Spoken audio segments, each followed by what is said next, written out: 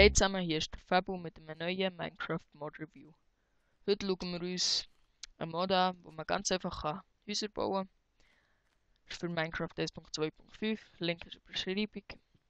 Und ich würde sagen, wir fangen gerade mal an. Wir nehmen jetzt hier drei Holzblöcke mit.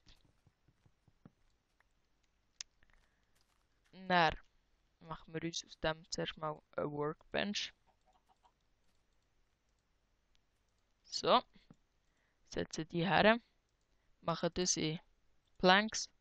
Dann machen wir ganz einfache Bootform und oben noch ein Haus. Ich meine natürlich ein Block. Dann bekommen wir so ein Direwolf 20 9x9 Haus. Und das ist auch der Name von dem, was es gemacht hat. Und ja, das setzt man eigentlich dann einfach her. Dann klickt man drauf und hat ein Haus. Und es ist recht sinnlos, dass es mit Holz ist, eben, weil hier ist alles aus Cobblestone und Glas und eigentlich nur eine Tür aus Holz. Aber ja, sicher gäbig für die gerne Survival spielen. Die können einfach, wenn Nacht wird, sie brauchen schnell ein Haus, können sich ein bisschen Holz holen,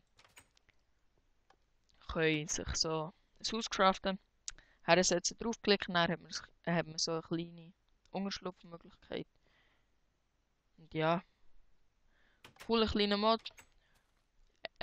Viel mehr beinhaltet er eigentlich nicht, das wäre es auch schon gewesen.